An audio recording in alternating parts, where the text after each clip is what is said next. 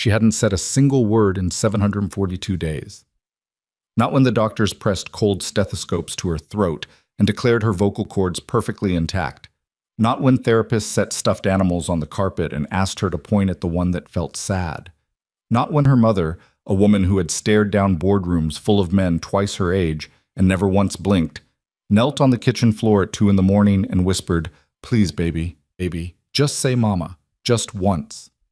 6-year-old Lila Ashford sat through all of it with the same distant eyes, the same small hands folded in her lap, and the same silence so complete it had begun to feel like a living thing inside their home. Then a stranger with a worn coin in his pocket told her a story about sailors and lighthouses, and everything changed. If this is your first time here, welcome, and please take a moment to subscribe to the channel so you never miss a story like this one. Hit that like button if you're already feeling something, and drop a comment below telling me what city or country you're watching from. I want to see exactly how far this story travels. Now settle in. This one is going to take a while, and it is worth every minute. The Ashford name meant something in Chicago. It meant the 43rd floor of a glass tower on Michigan Avenue, where the conference rooms smelled like leather and fresh-cut flowers, and the kind of quiet authority that doesn't need to raise its voice. It meant a portfolio of 7 companies, 3 of them acquired before Celeste Vaughn Ashford turned 32. It meant a name on hospital wings and university endowment funds, and the short list of people whose calls got returned the same day.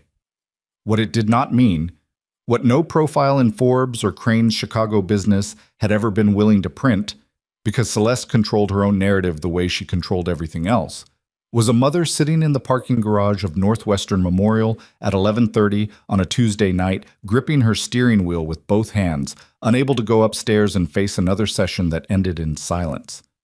That had been 8 months ago. Things had not improved. Tonight was the Meridian Children's Foundation Gala. Black tie. 400 guests. A ballroom on the 32nd floor of the Langham Hotel with a view of the river and a silent auction that would raise somewhere north of $2 million before midnight. Celeste had chaired the event for 3 consecutive years.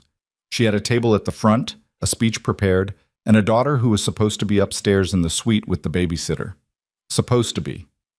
She was standing at the floor-length mirror in the hotel suite at 6:47 p.m., fighting with her left earring, when she noticed Lila in the reflection. The girl was sitting on the edge of the bed in her blue dress, the one with the small white buttons up the front that she'd picked herself, which still meant something, because choosing things was progress.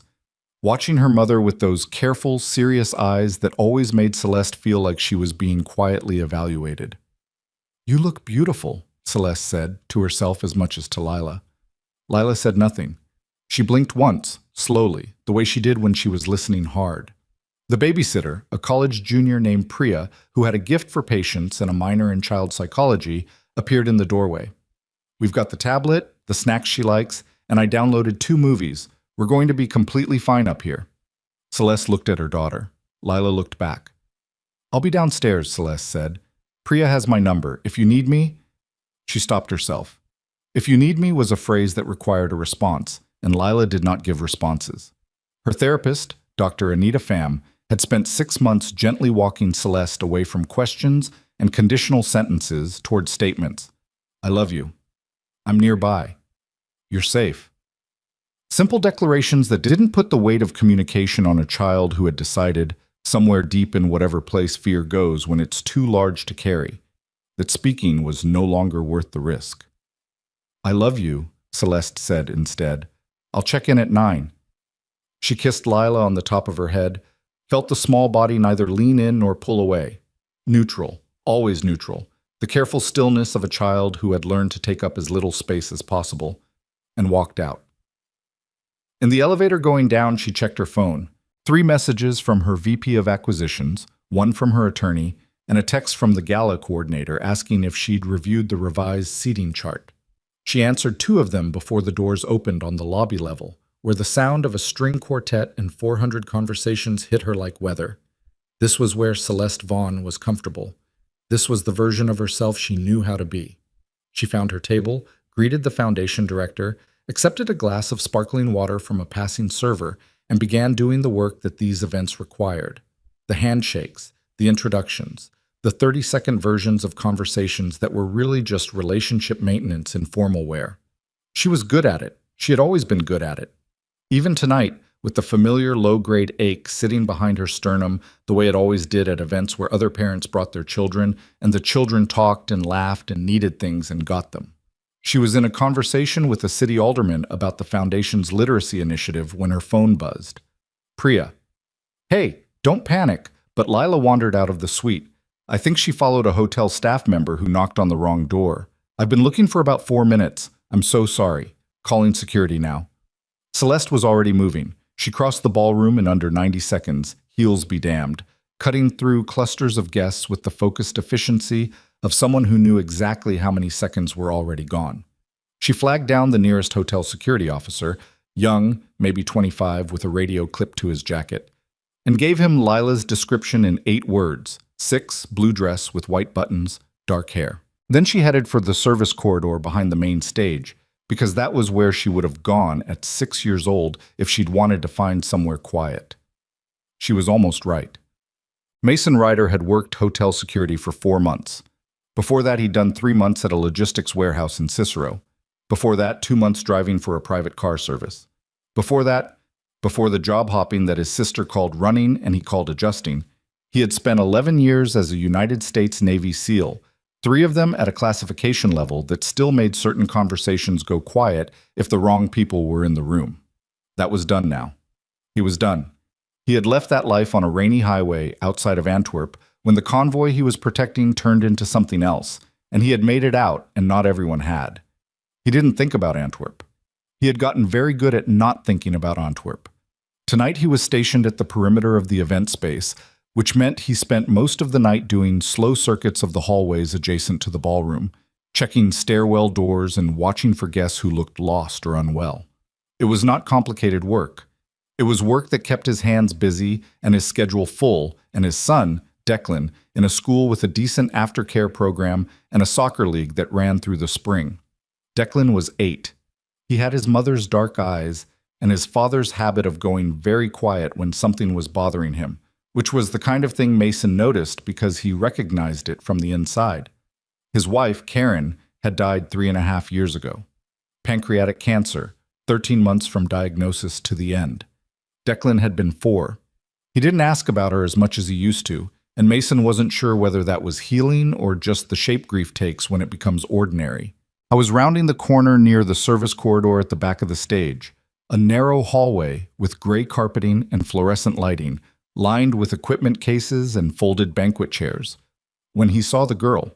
She was standing very still at the far end of the hallway, looking at a fire exit door like she was considering it. Mason stopped walking.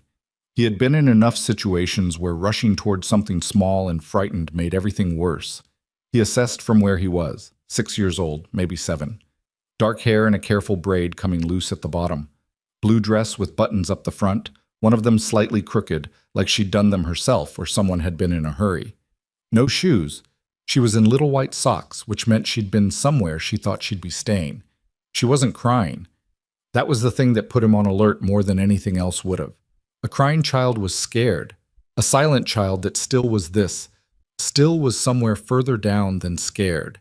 He'd seen it before. Not in hotels.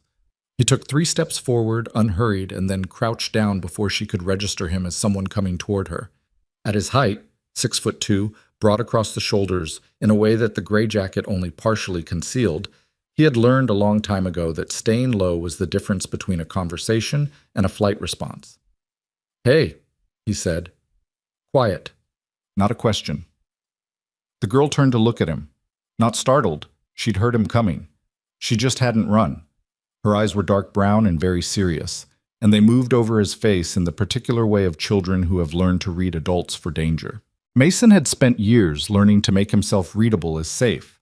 No sudden movements, no wide smiles that felt forced, no leaning in. He just stayed where he was, at her level, far enough away that she had room. "I think you might have gotten turned around," he said. "Easy to do back here. I've done it myself a couple times, and I actually work here." Nothing.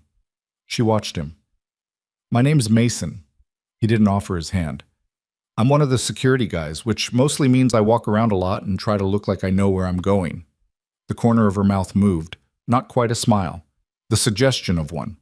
He reached into his jacket pocket, slowly, with his eyes still on hers so she could see exactly what he was doing, and took out the coin.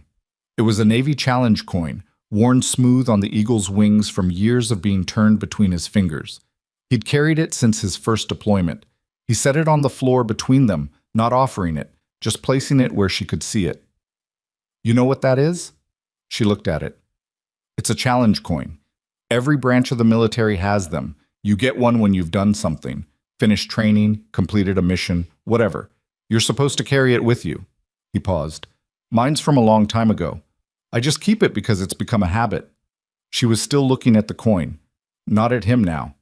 At the coin. He turned it over with one finger so she could see the other side, the anchor, the eagle, the small text running the perimeter that was worn past reading. I used to tell a story about this coin, he said, to kids, when I was overseas. He hadn't meant to say that part.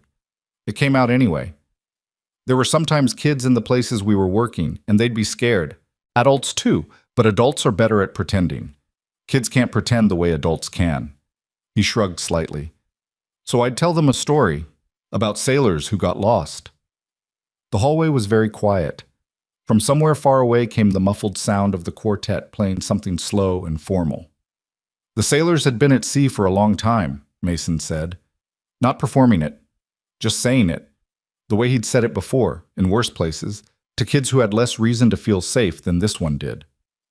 Long enough that they started to forget what land smelled like. Started to wonder if they'd gotten the direction wrong, if maybe they'd been going the wrong way the whole time. The ocean doesn't give you a lot of feedback. It just keeps being the ocean. The girl had turned back to look at him. But there was this one sailor, not the captain, not anybody important, just a regular guy who'd been on deck long enough that his eyes had adjusted to the dark. And he saw it first. The light. On the cliff. Just blinking, slow and steady. Mason demonstrated with one finger, tapping a slow rhythm on the carpet. On, off, on, off. Not a big light, just enough. And he said, "Hey, I see something." And the other sailor said, "You're imagining it." And he said, "Maybe." But he kept watching anyway. Lila had drifted closer. He hadn't seen her move. She was 2 feet away now instead of 5, her arms wrapped loosely around herself, her eyes on his face. Did they make it home? The words were so quiet that Mason, who had trained to hear things other people missed, almost didn't catch them. He went absolutely still.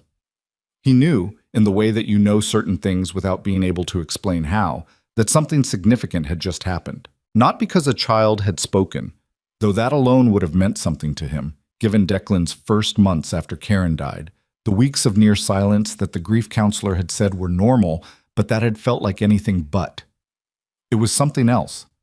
Something in the quality of the question, like it had been waiting for a very specific door. "Yeah," he said, keeping his voice even with some effort. "They made it home." She nodded, slowly, once. "Tell me the rest." "What?" Celeste heard her daughter's voice before she reached the hallway. She almost didn't recognize it, not because it was different. It was exactly Lila's voice, the same pitch, the same slight softness on the consonants that she'd had since she was 2, but because she hadn't heard it in so long that her brain briefly refused to accept the signal. She stopped walking. One of the hotel security officers, a young woman who'd been guiding her toward the service area, stopped too. "Tell me the rest." Celeste put one hand on the wall. She turned the corner. The hallway was narrow and gray lit, and at the far end of it was her daughter in the blue dress, sitting cross-legged on the floor 6 inches from a man Celeste had never seen before. He was big, the kind of big that should have been alarming in a poorly lit back corridor. Crouched down with his elbows on his knees, turning something small between his fingers. He was talking in a low, even voice. Lila was watching him like he was the only thing in the room. Every protective instinct in Celeste's body fired at once. "Lila." She crossed the hallway in 5 steps. The man looked up immediately, hands visible, no sudden movement. The deliberate stillness of someone who'd clocked her as alarmed and was managing it. "Lila, come here, baby." Lila looked up at her mother, then back at the man. Then she reached out and picked up the coin he'd set on the floor, picking it up, not being handed it, and stood. "He was telling me a story," she said. Celeste's heart stopped. No. It restarted, loudly. She felt it. In the 2 years since the night on the highway, since the accident, the gunfire, the SUV, the things she still couldn't say out loud in its full form, because saying it in full meant living inside it, Lila had not strung a sentence together for anyone. Not for Dr. Pham. Not for the two specialists they'd flown in from Boston and London. Not for Celeste. On any of the nights she'd sat on the edge of Lila's bed in the dark and told her it was okay, you can talk when you're ready. I'm not going anywhere, I promise. He was telling me a story. Subject, verb, object. Past continuous. Said with the ease of someone who hadn't spent 2 years measuring out every sound. Celeste looked at the man. Really looked at him. He'd straightened up slowly, keeping distance between himself and her, badge visible on his jacket. Hotel security. Late 30s. A face that had some mileage on it, the kind of quiet steadiness that didn't come from things going well. She wandered back here, he said. I found her looking at the exit door. We were just talking. He paused. I'm sorry if I overstepped. I didn't want to leave her alone. He told me about the sailors, Lila said. She was holding the coin. They found the lighthouse. Celeste looked at her daughter. Lila looked back, and for the first time in 742 days, the careful distance was gone from her eyes. She looked like herself. She looked like the child Celeste remembered from before, the one who used to narrate everything. Car trips, grocery stores, the plots of picture books in exhaustive, joyful detail.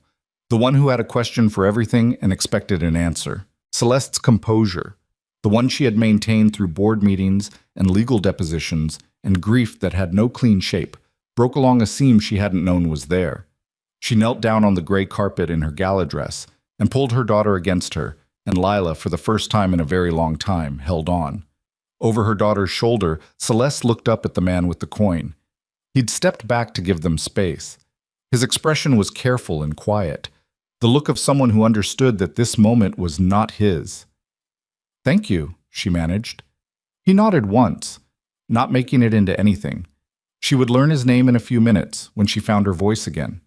She would learn it and write it down and look it up, and spend the next 3 weeks unable to explain to anyone why a stranger telling her daughter a story about sailors had broken something loose that 2 years and 4 specialists and every resource her money could reach had failed to touch. But that would come later.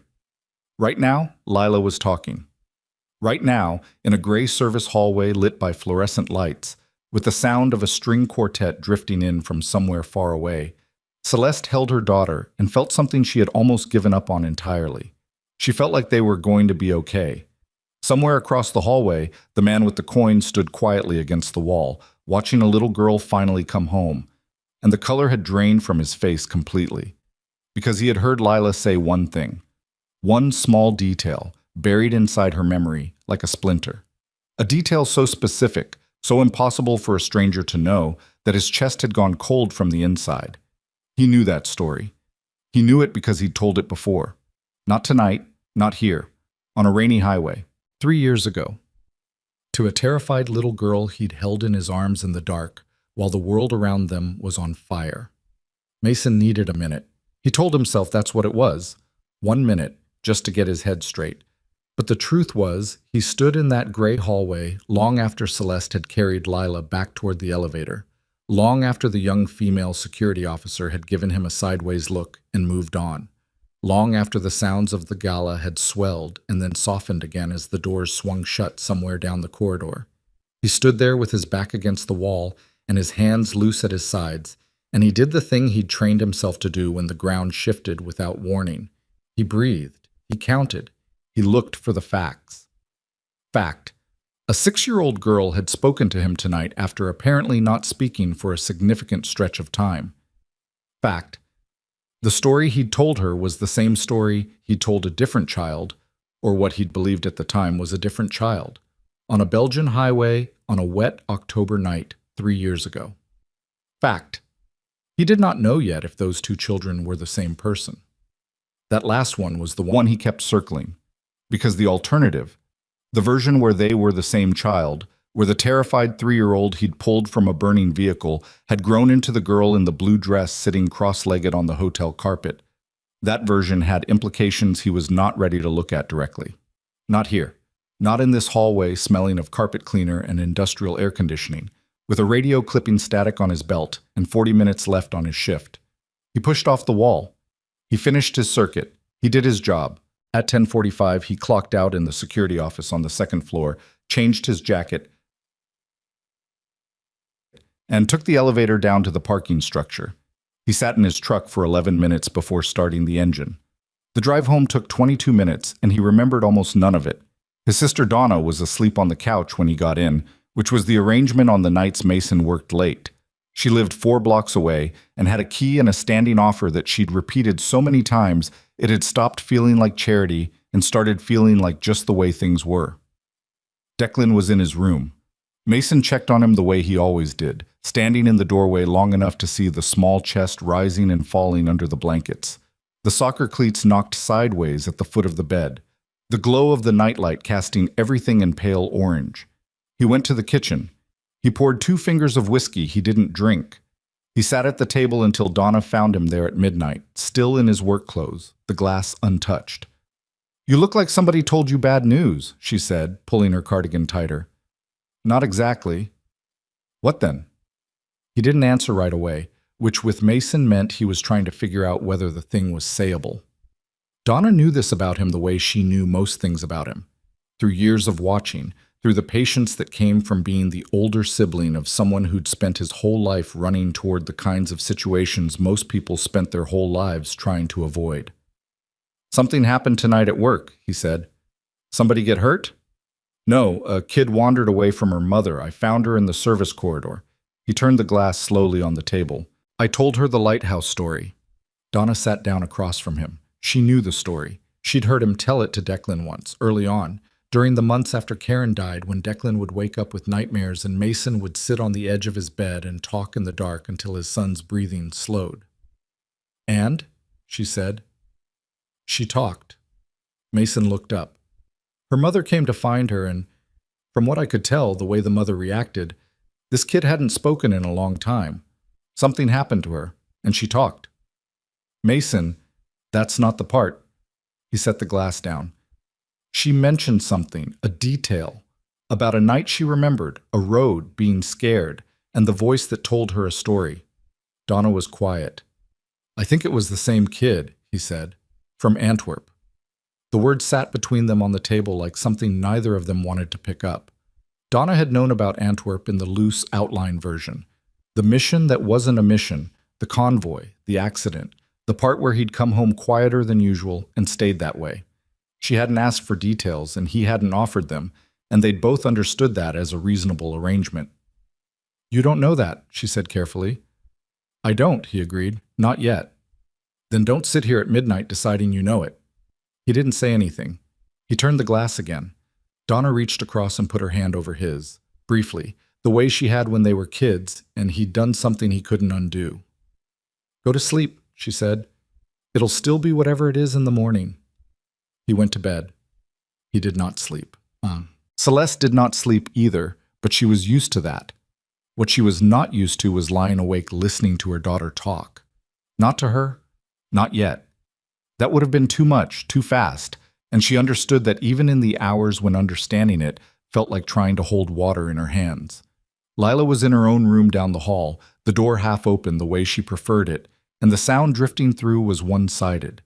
Lila's voice, low and steady, narrating something to her stuffed rabbit, the gray one with the bent ear that had come through the accident without a scratch, when almost everything else had been destroyed. Celeste sat on the edge of her bed and listened and did not move for a long time. The voice was different than she'd remembered. Not worse, fuller, somehow, the way a muscle gets when it's been rested rather than strained. Lila was 6 now, nearly 7, and the voice coming through the half-open door was not the same voice that had asked, "Why is the sky orange?" Mama from the back seat on the drive to soccer practice 2 weeks before everything changed. It was a little lower, a little more careful. A voice that had decided, for reasons of its own, that tonight was the night. Because of a man in a hotel hallway, because of a coin, because of a story about sailors. Celeste pressed the heels of her hands against her eyes and told herself to hold it together, which was the instruction she'd been giving herself for 2 years, and which worked approximately 60% of the time. Tonight, it was not working. She thought about calling Dr. Pham, checked the time, 12:43, and put the phone down. She thought about calling her friend Renata, who was the only person outside of the medical team who knew the full scope of what the last 2 years had looked like. Put the phone down again. She pulled up the event staff roster on her tablet instead. The Langham's event security contract was managed through a company called Paramount Protection Group. She'd worked with their director before, a former police sergeant named Gerald Watts, who ran a tight operation and had never given her a reason to doubt it. She found his direct number in her contacts, looked at the time again, and sent a text instead of calling. Gerald, Celeste Vaughn. I know it's late. I need to ask you about one of your staff tonight, the security officer assigned to the service corridor near the main stage. I'd like his name and contact information if you're able to share it. Important reason? Nothing negative. I'll explain when I can. She set the phone on the nightstand. Down the hall, Lila was still talking. Celeste lay back on the bed, fully clothed, and listened to her daughter's voice fill the apartment the way it used to, ordinary and continuous and real, and cried silently into the dark for a long time, not from sadness, or not only from sadness, but from the particular exhaustion of someone who has been holding a door closed against something enormous and has just, without warning, been allowed to put it down. Gerald texted back at 7:12 the following morning. His name is Mason Ryder. I'll send his number. Good man. Worked with us about 4 months. You need anything else? Call me. She stared at the name. Something moved in the back of her mind. Not a memory. Something adjacent to one. The shape of a name in a document she hadn't read fully. A report she'd been given 2 years ago by the private investigator. She'd hired 6 weeks after the accident, when the police inquiry had stalled and the insurance investigation had returned inconclusive findings, and Celeste had decided that if she wanted to know what actually happened on that highway, she was going to have to find out herself. She went to the study. Third drawer of the filing cabinet, the locked one. She had the key on her keychain because she carried it everywhere, the way you carry the things you aren't finished with. The report was 47 pages. She'd read it through twice in the first month after receiving it and then put it in the drawer because reading it a third time had started doing something to her that Dr. Pham had gently and firmly described as counterproductive. She flipped to page 19 now, the section titled Additional Witnesses and First Responders, Unverified. She found it on the third paragraph of page 21. Subject identified only as American male, military background, approximately mid-30s, by Belgian Federal Police preliminary report. Not formally interviewed. Departed scene prior to secondary responder arrival. Local witnesses reported subject provided immediate assistance to surviving child passenger, maintaining contact with child for approximately 40 minutes until paramedic arrival. No identification recovered. Investigation ongoing. Likely civilian contractor or attached military personnel. Identity unconfirmed at time of report. Celeste read the paragraph 3 times. Then she picked up her phone and dialed the number Gerald had sent. Mason was in the middle of making Declan's lunch when the unknown number called. He almost didn't pick up. He had a rule about unknown numbers, a holdover from years of operational security that he'd never fully been able to shake. But something made him set down the bread knife and answer. Mason Ryder. Mr. Ryder. The voice was composed, precise, the voice of someone who had made difficult calls before and knew how to begin them. My name is Celeste Vaughn. My daughter Lila is the girl you found in the hallway last night at the Langham. A pause. I remember, he said. I got your number from Gerald Watts. I hope that's all right. It's all right. Another pause. He could hear her deciding something on the other end. I want to ask you something, and I want to ask it directly, because I don't have the patience right now for anything else. Okay. 3 years ago, she said. A highway outside of Antwerp. An SUV fire. A child. Mason stopped moving. The kitchen was very quiet. From the back of the apartment, he could hear Declan playing something on his tablet, a tinny video game soundtrack leaking under the door. Were you there? Celeste asked. He closed his eyes for a second. When he opened them, the kitchen looked the same as before. The bread on the counter, the half-made sandwich, the morning light coming through the window over the sink. Everything exactly where it had been. Yes, he said.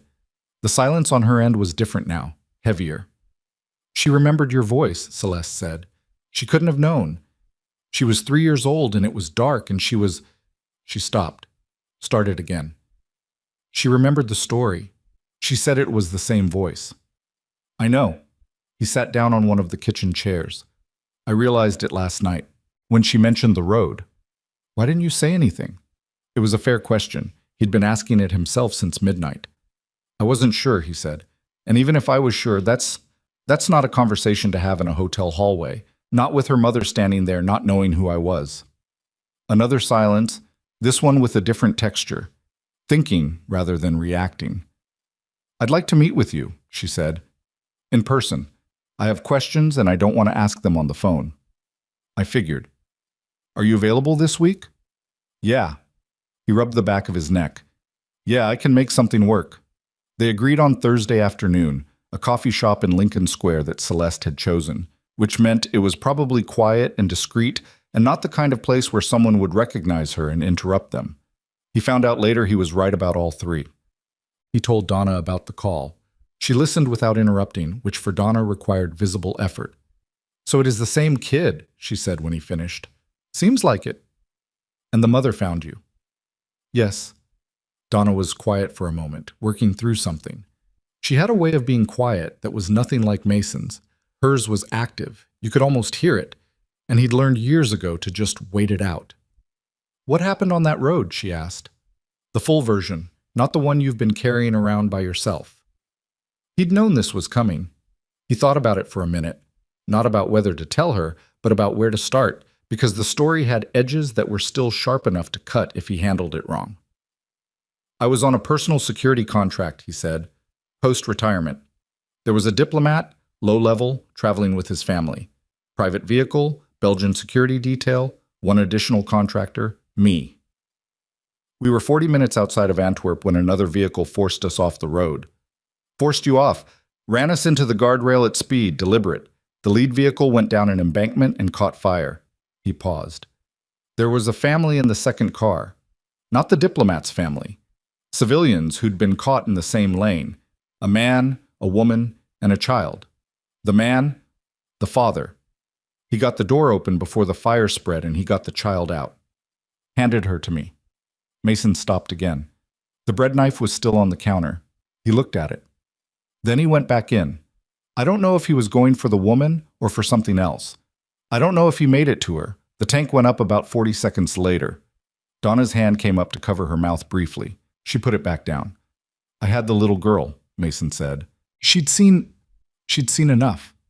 She was screaming and then she stopped screaming, which was worse. So I carried her away from the vehicle and I sat down on the road with her and I told her the story. Just to give her something else to listen to. Just to put something between her and the sound of the fire. He exhaled slowly. Belgian federal police arrived about 40 minutes later. Paramedics took the child.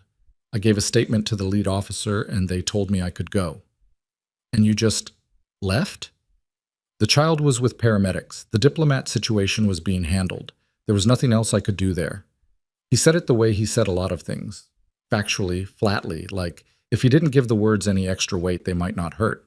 It didn't work. It never had. I found out later the woman survived. Critical injuries, significant recovery.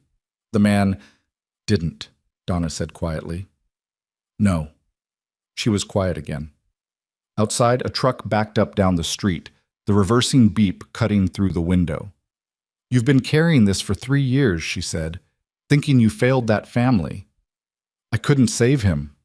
Mason, you pulled a 3-year-old out of a burning car. I couldn't save her father. They're not the same thing. I know they're not the same thing, he said, with more edge than he intended. He pulled it back. I know, He handed her to me, Donna. He put his kid in my hands and went back, and I stood there with his daughter and watched the car burn, and then I got in my truck and drove away. He pushed back from the table slightly. So yeah, I've been carrying it. Donna looked at him for a long moment. And now you have to go sit across from his wife on Thursday. Yes. And his daughter, the one who remembered your voice. Just the wife for now. She nodded slowly. Then she said, You know this isn't going to be the kind of meeting where you drink your coffee and answer some questions and go home unchanged. I know. You're not going to be able to keep your distance from this. I'm not trying to keep my distance. He stopped, reconsidered. I don't know what I'm trying to do. That's honest, at least. He almost smiled. Not quite. Don't get too excited. Thursday arrived the way difficult days tend to, faster than expected, preceded by 2 nights of poor sleep, and a morning where everything took longer than it should have. Mason dropped Declan at school, sat in the parking lot for 5 minutes doing absolutely nothing, and then drove to Lincoln Square. The coffee shop was called Ardea. It was small and warm and smelled like espresso and wood, the kind of place that had been there for 20 years and intended to be there for 20 more. He arrived 8 minutes early and took a table near the back wall, facing the door, because some habits don't unlearn. Celeste came in 3 minutes early. He recognized her from the night of the gala, though she looked different without the formal dress and the event face she'd been wearing in the ballroom. She was in dark jeans and a gray sweater, hair down instead of up, and she moved through the cafe with the same economy of motion he'd noticed before, someone who didn't waste steps. She spotted him immediately, which told him she'd been watching for him the same way he'd been watching for her. She sat down across from him without preamble. A server appeared and they both ordered without looking at the menu, which told him she'd been here before, and he told him she'd probably looked it up and memorized their options in advance. For a moment they just looked at each other across the small table. 2 people in possession of overlapping pieces of a story neither of them had chosen. "Thank you for coming," she said. "Of course."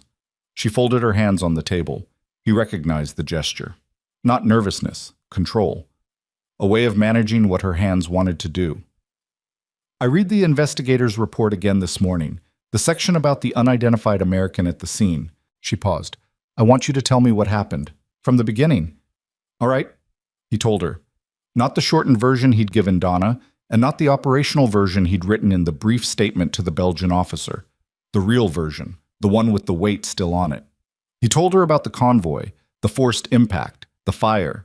He told her about the man who'd appeared from the passenger side of the burning vehicle with a child pressed against his chest, who'd handed her to Mason with a look that didn't need words because there wasn't time for words. He told her about sitting on the road in the dark with the little girl, the way she'd gone quiet after screaming, the story he'd told. Celeste listened without interrupting. Her coffee arrived and she didn't touch it. When he finished, she was quiet for a moment. "What did he look like?" she said. "The man." Mason thought about it. He was careful. Tall, dark hair. He was wearing a suit jacket. I remember thinking it was the wrong thing to wear for what he was trying to do, but people don't plan for those moments. He paused. He had cuts on his hands already, from the glass. He didn't stop. He just... Mason looked at the table. "He was going back for you." Celeste's breath caught. She let it out slowly. The hands on the table pressed together harder, knuckles going white briefly before she loosened them. "His name was Daniel," she said. "Daniel Ashford." "I know, I found the report after. I looked." "You looked?" 6 weeks after. I needed to know." He met her eyes. "I'm sorry. I know that's... Don't." Her voice was very steady. "Don't apologize for looking. I looked for you for 2 years." She unclasped her hands, reached for her coffee, wrapped both palms around it without drinking. "I needed to know what you saw, whether he..." She stopped, started differently. "The report said he didn't survive, but it didn't say anything else. I needed to know if he suffered, if he was..." Her voice fractured along a single syllable, and she absorbed it and kept going. "If someone was with him." Mason felt the weight of the question like something physical. "I couldn't get back to the vehicle," he said. "The fire was... I had Lila, and I couldn't bring her back toward it. I don't know what happened to him in the last moments." He paused. "But I can tell you what I saw, before, when he handed her to me." He made himself hold eye contact because she deserved that. He wasn't afraid. Whatever he wasn't afraid. I was just doing the thing. That's the only way I know how to say it. He looked at me and he put his daughter in my arms and he went back. That's who he was. Celeste pressed her lips together. She nodded once, short and firm, the way people nod when they're receiving something they knew they needed but hadn't known would hurt this much. "She waited for you," Celeste said after a moment. "I understand that now. Some part of her. I don't know how it works. Dr. Pham would have a better explanation. But some part of her was waiting for the voice to come back, to finish the story. And until it did, she shook her head slightly. She wasn't ready to come back either. Mason didn't say anything to that. There wasn't anything to say that wouldn't be an overreach. She asked about you this morning, Celeste said. At breakfast. First thing. She asked me if the man with the coin was going to come back. He looked up. At breakfast? The question came out before he thought about it. Something crossed Celeste's face. Not quite a smile. Something more fragile than that. More surprised at itself. She talked through dinner last night and through her bath. And she talked herself to sleep, talking to her rabbit. And she woke up this morning and talked through breakfast. Her voice went slightly uneven on the last few words. She steadied it. She wants to know if you're going to come back. He sat with that for a moment. He thought about Antwerp and Daniel Ashford going back into the fire and a 3-year-old handed to a stranger on a dark road. He thought about Declan at home and the coin in his pocket and the way the girl had picked it up off the carpet herself, not waiting to be given it, just reaching out and taking it, which was the bravest thing a frightened child could do. He thought about Donna saying, "You're not going to be able to keep your distance from this." "What did you tell her?" he asked. Celeste looked at him steadily. "I told her I was going to ask you." Outside, the street noise of Lincoln Square moved past the windows. A bus. A bicycle bell. Someone laughing at something 2 tables over. The ordinary sound of people having ordinary mornings. Mason picked up his coffee. He drank some of it. "Then tell her yes," he said. He came back on a Saturday. Celeste had suggested it casually, the way you suggest things when you're trying not to make them feel like too much. A Saturday afternoon, nothing formal, just coffee at the house if he was free, Lila had been asking. She'd said it like it was a small thing. They both understood it wasn't a small thing. Mason had said sure, texted her his confirmation that evening, and then spent most of Friday night sitting at the kitchen table staring at a half-finished crossword puzzle he wasn't actually doing. Declan had soccer practice Saturday morning, which meant Mason had 2 hours to stand on the sideline in the cold with the other parents, watching his son chase a ball with the focused, slightly chaotic energy of a kid who hadn't yet decided whether he was actually good at the sport or just enjoyed the running. He was probably the latter, and Mason had decided that was fine. Not everything needed to be something you were built for. On the drive back, Declan ate a granola bar in the back seat and kicked his cleats together rhythmically against the seat in front of him, which he knew drove Mason crazy, and did anyway. "You're doing that thing," Declan said. "What thing?" "The quiet thing, where you're somewhere else." Mason glanced at him in the rearview mirror. 8 years old, dark eyes, Karen's mouth. Entirely too observant for someone who still occasionally put his shirt on inside out. "I've got a thing this afternoon," Mason said. "What kind of thing?" "I'm going to meet somebody, 2 somebodies." He paused. "A woman I met at work last week, and her daughter." Declan considered this with the particular gravity of an 8-year-old processing new information about his parents' social life. "Like a play date?" "Not exactly. But kind of." Mason almost said no and then didn't, because in some stripped-down way, Declan wasn't entirely wrong. "Her daughter is 6, he said instead. "She's been going through a hard time. I helped her out a little, and her mom wanted to say thank you." Declan absorbed this. "Is the daughter nice?" "I think so. I only talked to her for a few minutes." "What's her name?" "Lila." Declan tried the name out silently, his lips moving. Then he went back to kicking his cleats together. Mason took it as approval, or at least non-objection, which at this stage of the conversation was probably the best he was going to get. He dropped Declan at Donna's, because Donna had offered, and because he hadn't been ready to explain to his son why this particular Saturday afternoon errand felt like standing at the edge of something with unclear footing. He drove to Celeste's address in Lincoln Park, a brownstone on a tree-lined street, 3 stories, the kind of building that had been expensive for 60 years and intended to keep being expensive, and sat in his truck for 2 minutes before getting out. The doorbell was answered not by Celeste, but by Lila. She'd clearly been waiting near the door because she opened it approximately 1 second after he pressed the bell, which meant she'd either been standing right there or had sprinted from somewhere close. She was in leggings and a yellow sweatshirt with a paint stain near the collar, her hair in a braid that was already coming loose the same way it had been at the gala, and she was looking up at him with those serious dark eyes that had the same quality they'd had in the hotel hallway, measuring, careful, giving nothing away for free. Then she said, "You came." "I said I would." She considered this for a moment, as if weighing the reliability of people who said they would do things against the empirical evidence of this man currently standing on her doorstep. Then she stepped back from the door and let him in. Celeste appeared from the direction of the kitchen, wiping her hands on a dish towel, looking slightly flustered in a way that Mason suspected was not her natural setting. "You found it all right," she said. "GPS. Right, come in. I made coffee. I also have tea if you'd rather." "Coffee's fine." Lila had already disappeared down the hallway, and Mason followed Celeste into the kitchen, which was large and warm and had the lived-in quality of a room that was actually used rather than staged. There were drawings on the refrigerator, not the careful, adult-supervised kind, but the free-range variety, animals in improbable colors, a sun with a face, something that might have been a horse or possibly a bear. A mug with a broken handle sat on the counter holding a collection of colored pencils.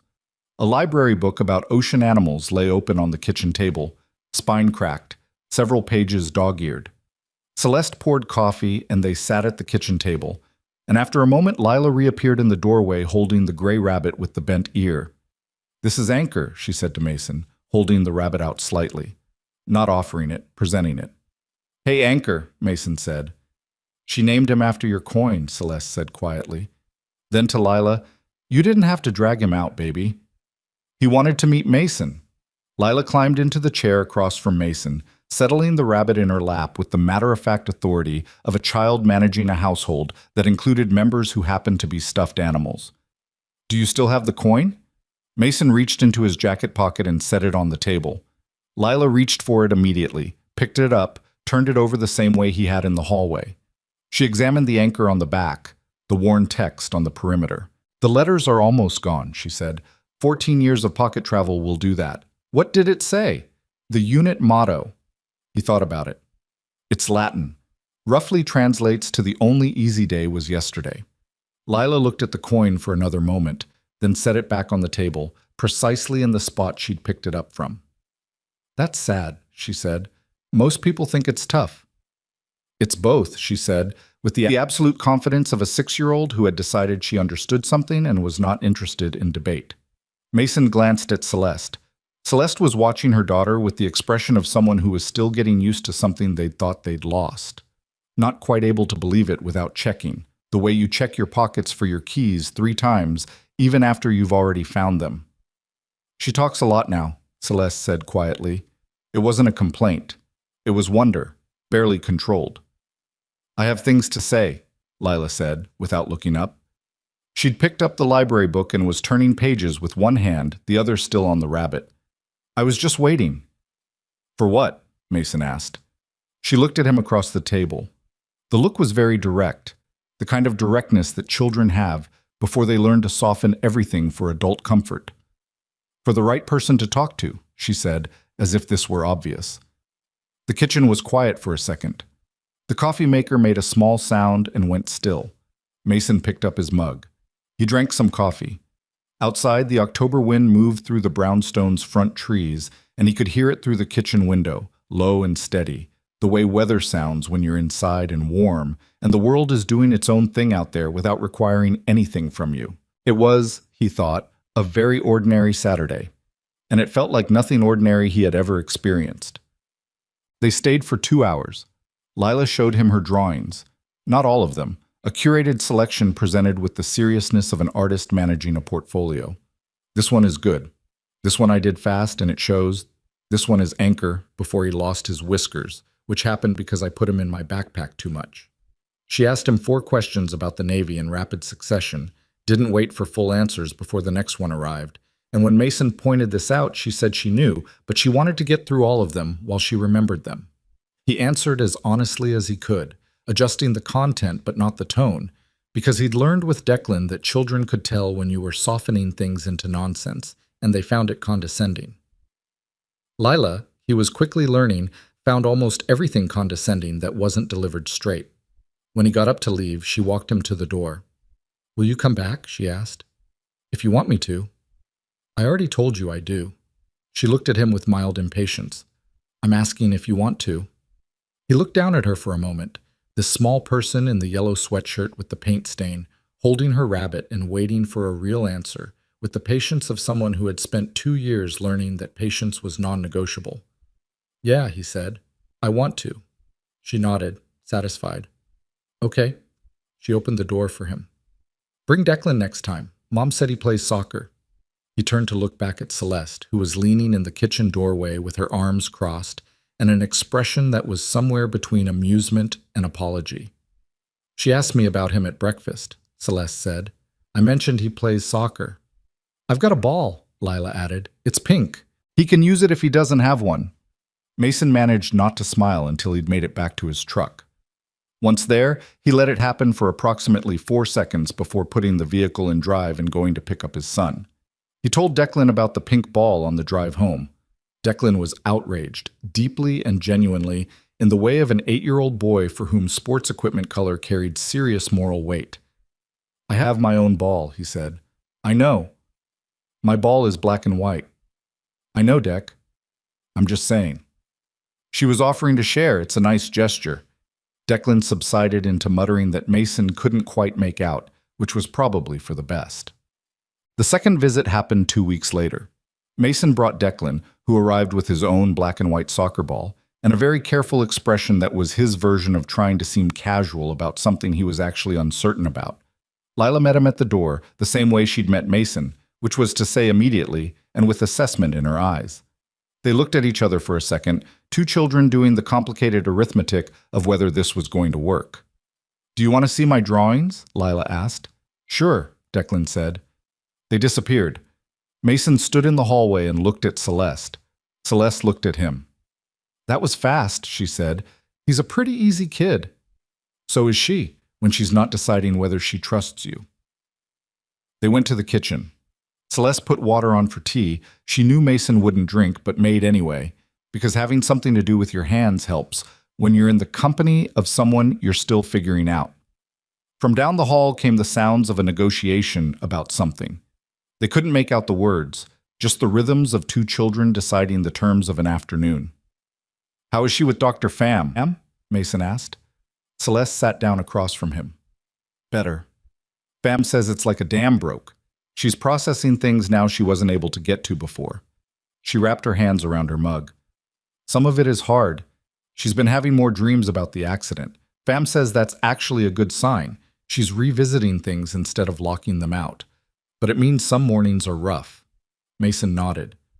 "She asked me about Daniel," Celeste said, "last week, more than she has in a long time. She asked me why he went back into the car." Her voice was even, carefully maintained, the voice of a woman who had learned to talk about hard things without falling through them. "I didn't have a good answer. I told her he was trying to help, which is true, but it's not. It's not the whole thing." "What's the whole thing?" Celeste looked at her tea. "He couldn't do nothing. That was Daniel. Whatever the cost was, he couldn't stand there and do nothing." She was quiet for a moment. "It's the thing I loved most about him. It's also the thing that—" She stopped. "Yeah," Mason said. She looked up. "You know exactly what I mean." "Yes." She studied him for a second. "Is that why you took the security contract, the convoy job?" He turned his mug on the table slowly. "I just retired. Declan was 4. Karen had been sick for about 8 months at that point, and we both knew where it was going, but neither of us was saying it out loud yet." He paused.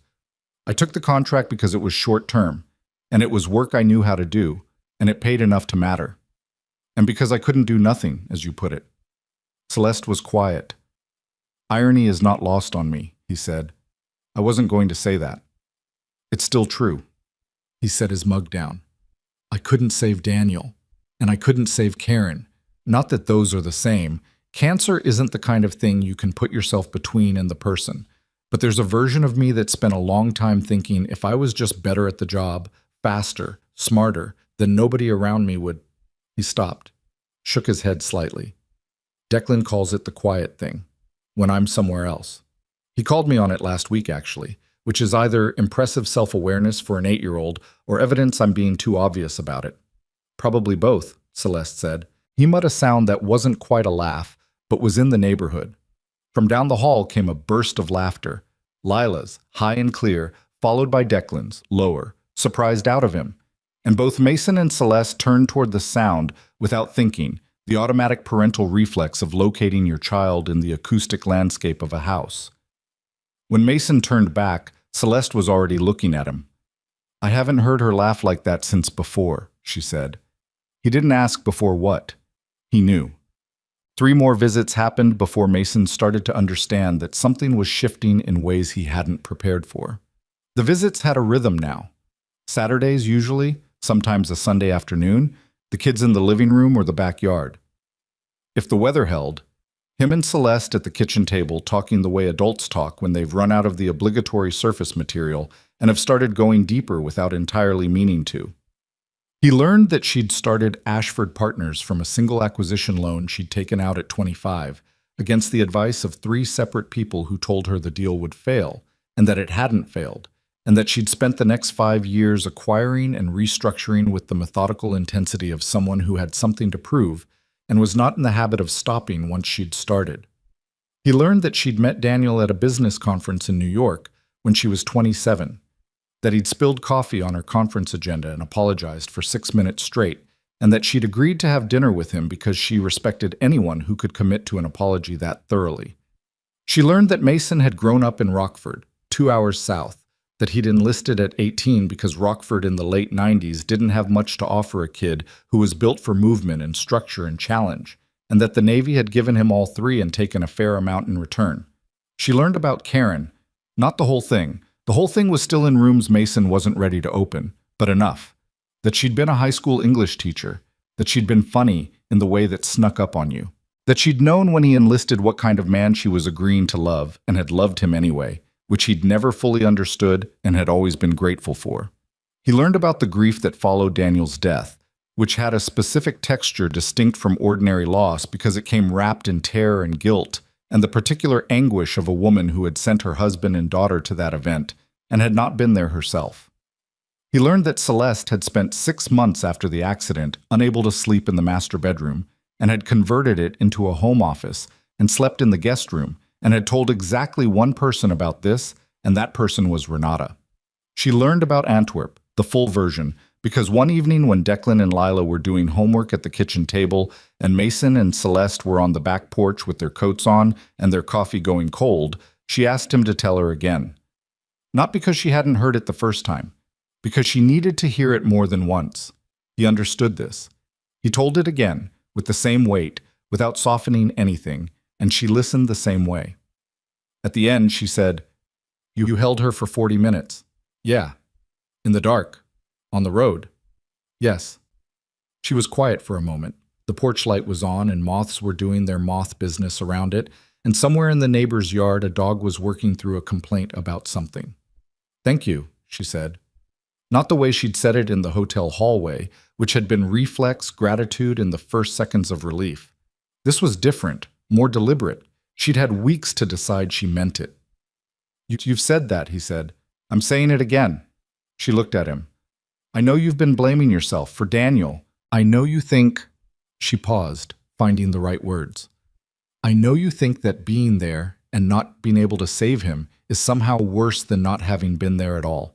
Like you were close enough that it should have been possible, and the gap between possible and what actually happened is something you're responsible for." He didn't answer. "You're wrong about that," she said. "I want to be clear because I think someone should say it directly to you, and I don't know if anyone has." "Donna's come close." "Then I'll say it all the way. You didn't fail him. You were one person in a situation that was already in motion before you arrived. What you could do, you did. You kept his daughter alive and you kept her from being alone in the worst night of her life." She turned her coffee cup in her hands. "Daniel would have been grateful to you, not because of what you couldn't do, because of what you did." Mason looked at the backyard, at the dark grass and the bare branches of the tree near the fence, at the ordinary nighttime shape of a yard in November. He breathed in cold air. He held it. Let it go. "I'm working on believing that," he said. "I know," she said. I can tell. November became December. December had a quality of its own. The early dark, the lights going up on the street outside, Lila's school sending home a paper chain project that somehow ended up being a 2-hour collaborative effort involving Mason, Declan, a dried-up glue stick, and Lila's authoritative instructions about which colors could go next to which other colors according to a system only she fully understood. Declan and Lila had settled into each other with the particular ease of children who have decided, without making a production of it, that they are friends. They argued occasionally about the television and about the correct rules of various games, and once at length about whether dolphins were smarter than dogs, with Declan citing volume and Lila citing quality. But the arguments had the structure of genuine friendship, the back and forth of people who know they'll still be talking to each other tomorrow. Mason watched his son come home from the Ashford house on a Saturday in early December and sit down at the kitchen table and eat his dinner and talk without stopping, all about something Lila had told him about octopuses, and thought about the 8 months after Karen died when Declan had gone quiet, in ways the grief counselor had called normal, but that had felt, from the inside, like watching a light go dim. He hadn't known how to fix it. He'd sat with it, which was the only thing he'd known to do, and eventually the light had come back on, the way lights do if you give them enough time and enough room.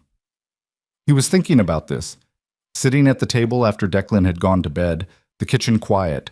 The paper chain from Lila's project looped over the cabinet knob by the window where Declan had hung it, when his phone rang. Celeste. He picked up. Hey. Hey. Her voice was different, not alarmed. Something more internal than that. Lila had a nightmare. The bad kind, the one where she wakes up and it takes her a while to come back. Is she okay? She's okay now. She's in my bed. She's been talking for about 40 minutes, and I think she's almost down. A pause. She asked for you. Mason was quiet. Not in a crisis way, Celeste added quickly. She asked where you were, whether you were far away.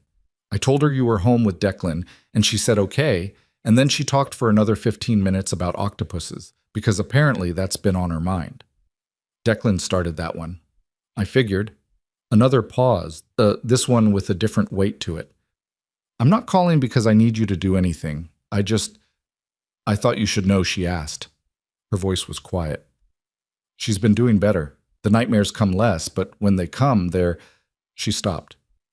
I know, he said. Dec had them. After Karen. What did you do? He thought about it. Sat with him. Didn't try to talk him out of it. Didn't tell him it wasn't real, because to him it was real. Just stayed there until it passed. Yeah. Celeste exhaled slowly. That's what I did. It's the right thing. It doesn't feel like enough. It never does. He turned the coffee mug on the table. But it is. I think it might be the main thing. Celeste was quiet for a moment. In the background, he could hear the soft sound of a child's breathing, and underneath it the ambient sounds of the house, all of it quiet and warm and ordinary. Mason, she said. Yeah. Do you regret it? Coming back. To us. He looked at the paper chain over the cabinet knob. Lila's voice in his head. Red can't go next to orange. That's a rule, Declan. Declan's. Who made that a rule? Lila's. Color theory. No, he said. Not for a second. She breathed out. Good. A pause. I'll let you go. Go to sleep. You too. I'll try. A small sound that might have been the beginning of a laugh. Good night, Mason. Night. He sat in the kitchen for a while after she hung up. The paper chain moved slightly in the draft from somewhere, the colors turning slow in the cabinet light. Red next to yellow, next to blue, in the order Lila had specified and Declan had eventually conceded, because Lila's level of conviction about color theory was difficult to argue against for long. He'd come into this, he understood now, thinking it was something he could manage from a distance. He'd thought he could help and then step back, the way he'd always been able to step back from things. The trained detachment of someone who'd spent in the field was a liability. He thought he could sit in Celeste's kitchen and drink coffee and answer Lila's questions and then drive home and be the same man he'd been before, just a man who occasionally visited a family that needed some help getting back on its feet. He understood now that he'd been wrong about that, and that being wrong about it did not feel bad. That was the part he hadn't expected. He'd expected it to feel dangerous or complicated, or like a burden he was picking up because he owed a debt that could never really be cleared. He'd been ready for that version of it. He'd had arguments prepared against himself, good ones, about the risks of getting attached, about Declan, about the fact that Celeste Vaughn lived in a Lincoln Park brownstone and ran a 7-company portfolio and existed in a world that was in almost no practical sense adjacent to his. What he hadn't been ready for was for it to feel like the most solid ground he'd stood on in 3 years. He got up, rinsed his mug, turned off the kitchen light. Checked on Declan. Still the small chest rising and falling, the cleats by the bed, the nightlight. And went to his own room and lay in the dark and thought about Antwerp. He still thought about Antwerp. He didn't think that would stop. But he noticed, lying in the dark, that the texture of it had changed. It wasn't a wound anymore. Or it wasn't only a wound. It was also the road that had brought him to a hotel hallway in Chicago, to a little girl in a blue dress, to a coin on a gray carpet, to a woman who said thank you, like she'd been waiting to say it at full volume for 2 years. He'd done a thing he could not undo on that highway. He understood now that the thing he could not undo had 2 sides, and he'd only been looking at one of them. He closed his eyes. He slept. January came in cold and without apology. The kind of Chicago January that doesn't bother pretending, wind off the lake, temperatures that made the morning walk from car to building feel like a negotiation with something hostile. The city going gray and determined, hunkered down into itself the way it did every year when winter stopped being seasonal and started being personal. Mason had grown up 2 hours south and understood Midwestern winter the way you understand anything you've spent your whole life inside of. Not fondly, but without the particular shock of someone who thought it would be different this year. He'd taken a new job in December, one of Donna's connections, a facilities management company that needed someone with a security background to oversee their building access systems and liaise with contracted guard services across their portfolio. Desk work, mostly, which he'd expected to hate and found instead to be tolerable, possibly because it came with regular hours and benefits and the ability to pick up Declan from school 3 days a week without having to negotiate shift coverage with someone half his age. The Saturdays at Celeste's house had continued without either of them making a formal decision that they would. It had simply become the shape of the week. Saturday morning, Mason and Declan. The brownstone on the tree-lined street. Lila at the door before the bell finished ringing. The kitchen, the coffee. The kids migrating through the house like weather systems. Loud in one room, mysteriously quiet in another. Dr. Pham had told Celeste in early January that Lila's progress was, clinically speaking, remarkable. She'd used that exact word, and Celeste had written it in the small notebook she kept for appointment notes because she needed to be able to look at it later when the bad mornings came and remind herself that the overall direction was real. Lila was speaking at school now, not freely.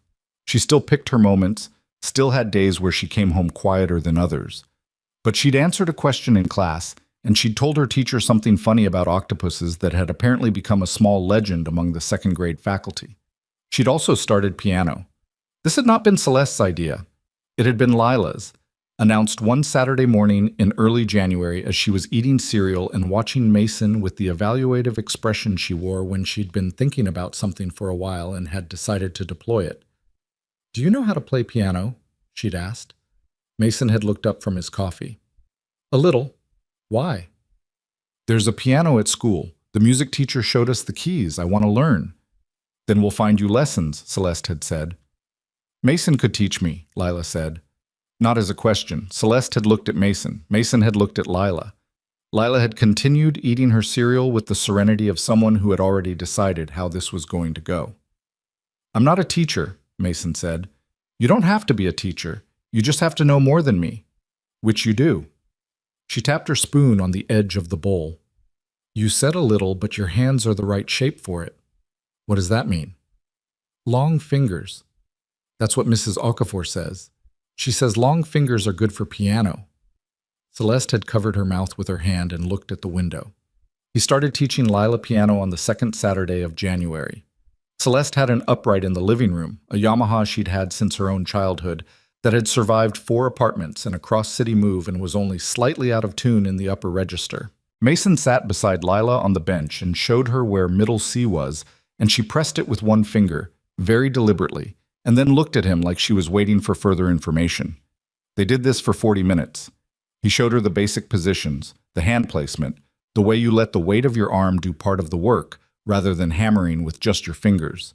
She was impatient with the slow parts, which was every part, but she had something he recognized from his own early training, a willingness to repeat the same thing until it stopped being wrong. Not cheerfully.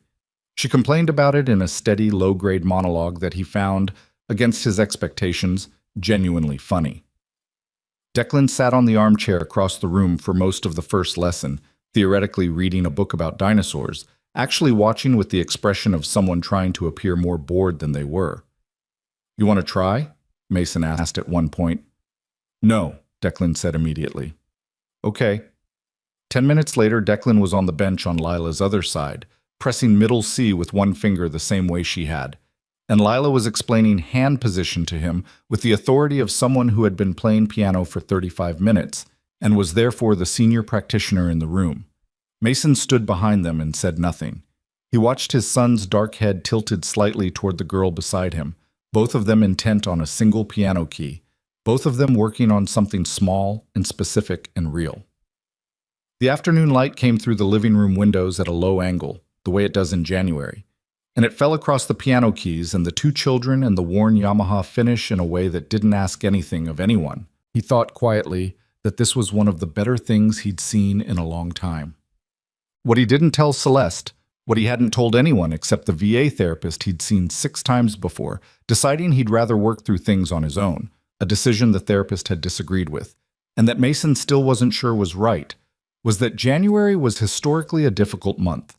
Not because of any single thing, it was more cumulative. Karen had been diagnosed in January 3 years ago. She died in the following March, but January was where the shape of it had become unavoidable, where the oncologist had used the words that changed the grammar of everything going forward. And Antwerp had been October, but Mason's dreams didn't follow the calendar. They operated on their own schedule, surfacing when they wanted, and they'd surfaced more than usual this January. Not every night. Maybe twice a week. Always the same basic architecture, the rain, the road, the fire, the man handing him the child. Sometimes in the dreams he made it back to the vehicle in time. Those were the worst ones, because in the dreams he couldn't make himself fast enough, and Daniel died anyway, and the failure happened in slow motion with Mason right there, close enough to touch the roof of the burning car. He'd gotten good at waking himself up. You learn that, over enough years of bad dreams, the technique of recognizing the texture of a nightmare from inside it, and grabbing the edge of wakefulness before the whole thing ran its course. He'd lie in the dark afterward for 10 or 20 minutes, listening to the house, cataloging the ordinary sounds. The furnace cycling, the tree outside Declan's window moving in the wind, the occasional car on the street. Constructing the present tense from its components until it felt solid enough to sleep in again. He hadn't told Celeste because there was no good reason to, and several good reasons not to, the main one being that she was carrying enough of her own weight without needing to know the specifics of his nocturnal architecture. He told her anyway, on a Tuesday in mid-January, because she asked. It had been a phone call. They talked on the phone now, not just when something was wrong, sometimes just in the evenings after the kids were in bed. Conversations that moved in the loosely connected way of two people who have gotten comfortable enough to follow a thread wherever it goes. She'd been telling him about a difficult board meeting, a shareholder who'd been pushing for a restructuring she didn't agree with, and he'd been half listening in the way that was actually listening, the way where you're not formulating a response but just receiving. And then there had been a pause and she'd asked if he was tired. "Little bit," he'd said. "Bad week?" He'd thought about his standard answer, which was some variant of, "I'm fine," deployed with enough evenness to close the topic. He didn't use it. "Dreams," he said instead.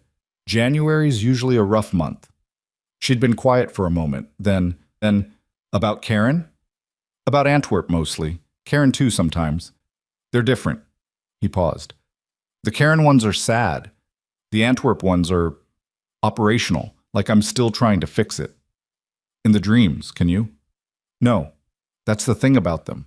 I'm always right there, and I can never—" He stopped. Started differently. "It's not about Lila in the dreams. I want to be clear about that. Lila is out of the car in the dreams. She's okay. It's just, Daniel? Yeah. Celeste was quiet. He could hear her breathing, slow and even. I have them too, she said. Not as often as I used to, but I have one where I'm there, where I'm in the car somehow, and I can see him, and I can't. She stopped. I can't reach him. Mason didn't say anything. Some things don't benefit from a response. I've never told anyone that, she said. Not exactly in those words. It stays there, he said. That specific version of it. Yeah. A pause. It does. They stayed on the phone for another hour after that, talking about things that were lighter. Because sometimes after you say the true hard thing, you need to talk about what Declan said at dinner and whether Lila's piano was progressing and what Celeste's attorney had to say about the shareholder dispute, and all of that is part of the same conversation, the one that doesn't have a fixed topic but keeps returning to the same center.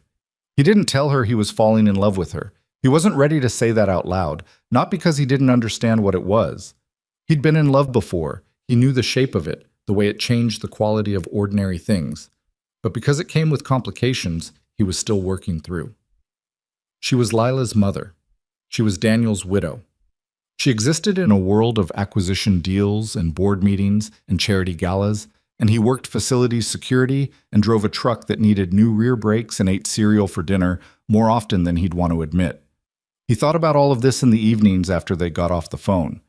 He thought about it and came, each time, to the same conclusion. That none of the complications were reasons, they were just facts. Facts required navigation, not avoidance. He was still working on the navigation. The rupture, when it came, arrived from a direction he hadn't been watching. It was a Sunday in late January, one of the unplanned visits. Lila had called Declan on the family tablet to ask about a homework question involving fractions, and this had somehow, through a logic Mason had stopped trying to follow, turned into a plan for both families to have lunch at the brownstone. He'd picked up groceries on the way. Celeste had told him not to. He'd done it anyway, because showing up empty-handed to someone's house felt wrong, regardless of the context.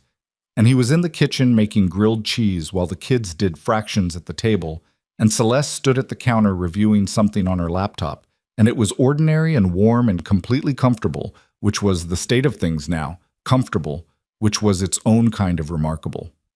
Then Celeste went still.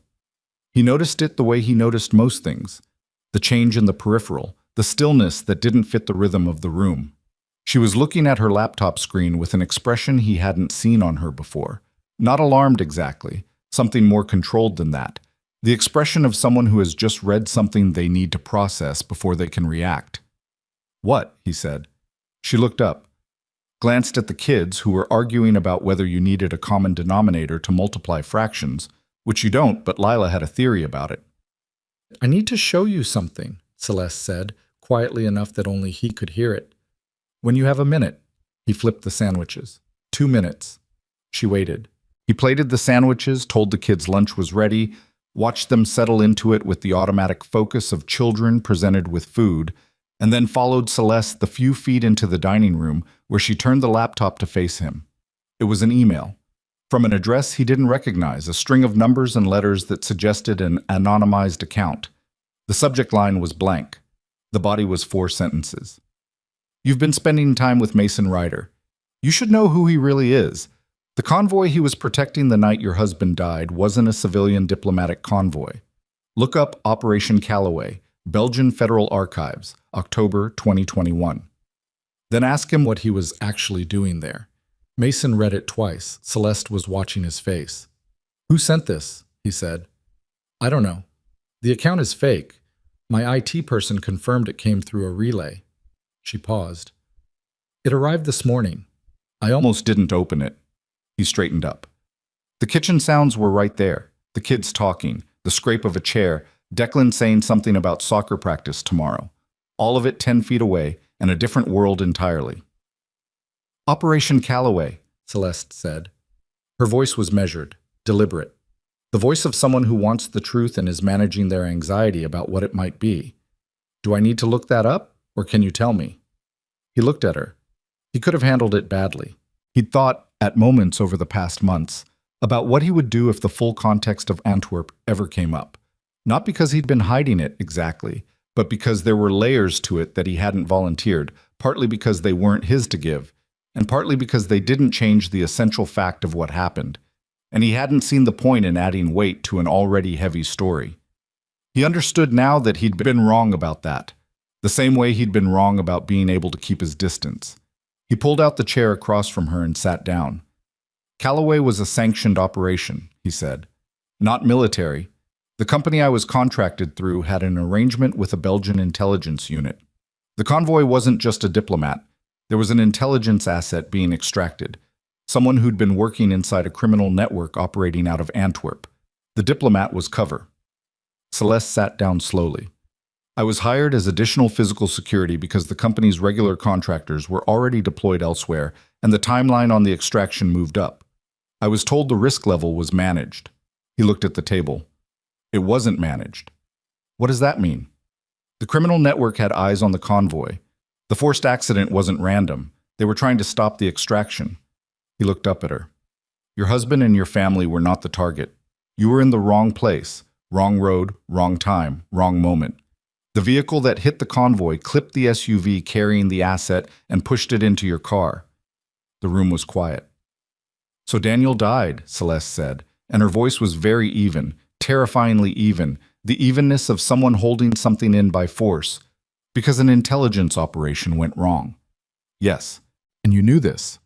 I knew what I was contracted for. I knew the asset. I knew the network. I knew the risk profile that turned out to be wrong. He kept his eyes on her face. I did not know there would be a civilian vehicle in that lane. I did not know what was about to happen to your family. And I did not know, when Daniel handed me Lila and went back into that car, that the reason the accident happened was connected to work I had been part of. She absorbed this. When did you put it together? She said. That night, after it was over. When I gave my statement to the federal officers, the picture came together. He folded his hands on the table. I've asked myself every day since whether I should have found you, whether I owed you that explanation. His jaw tightened. I didn't find you. I told myself it was because revealing the operational context could have created legal complications, could have exposed the asset, could have caused more damage. Those things were true. They were also... He stopped. Started again. They were also convenient reasons to not have to look at what I'd been part of. Celeste stood up. She walked to the window. She stood there with her back to him, and he could see her reflection in the dark glass, and her face was doing the thing he'd only seen it do once before, in the hotel hallway, the thing where all the control she was so good at slipped its moorings. My husband, she said, stopped. My husband died in an accident that wasn't an accident. Yes. And the people responsible were the criminal network. The network has since been dismantled. That's a matter of Belgian federal record. Public. You can find it. The extraction succeeded. The asset's testimony was used in the prosecution. He said it without softening it, because she deserved the whole thing. I don't think that information is supposed to make you feel better. I'm just telling you what happened. She turned around.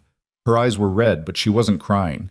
The expression on her face was one he hadn't seen before and couldn't fully categorize. It wasn't anger, or not only anger, it was something larger and less specific, the expression of a person recalibrating a story they thought they understood. Why didn't you tell me, she said. When we met at the coffee shop. When I asked you what happened. Because I told you what I knew that was mine to tell.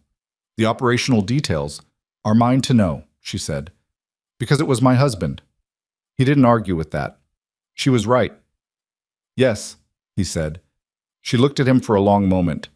The kitchen noise was still there. The kids, the ordinary sounds of a Sunday lunch, the entirely separate world of two children who knew nothing about Belgian criminal networks or intelligence assets, or the machinery of events that had reshaped all their lives. I need you to go, she said. His chest did something that wasn't quite pain, but was in the same county. Okay. Not because I've decided anything. I need tonight to think. She rubbed her hand across her forehead. I have more questions and I can't ask them right now because the kids are 10 feet away and I can't... Her voice fractured along the edge of the word and she caught it. I just need tonight. I understand. He stood up. I'm sorry. I should have told you everything from the beginning. The reasons I had for not doing that were real, and they were also not good enough. She nodded. one short, hard nod. He went back to the kitchen. He told Declan they had to get going, deployed the easy parental lie about an errand, absorbed Declan's protest with practiced patience, and got their coats. Lila looked at him with the careful dark eyes that missed nothing and said, "Are you okay?" "I'm fine," he said. "I'll see you Saturday." She looked at him for another second, and he thought she was going to push on it the way she pushed on things, with her particular 6-year-old refusal to accept a non-answer. But she just said, "Okay," and held up anchor in a small wave. He drove home. He put Declan to bed. He sat in the kitchen. He did not drink the whiskey. Celeste called him 3 days later. 3 days during which Mason had gone to work, picked up Declan, cooked dinner, answered a text from Donna, who had somehow intuited that something was wrong, she always did, gone to bed, woken from the Antwerp dream twice, and done his level best not to make any decisions in either direction while she was thinking, because she'd asked for time and he owed her that without any interference. When his phone rang at 9:15 on Wednesday night, he picked up before the second ring. "I talked to my attorney," she said, without preamble, "and I made some calls to Belgium, not to reopen anything, just to understand the full picture." "Okay." "The network prosecution is real. The timeline tracks." A pause. "My investigator missed it because the operational connection was classified and he didn't have the access to find it." "I know." She was quiet for a moment. He waited. "I've been angry," she said, "these 3 days.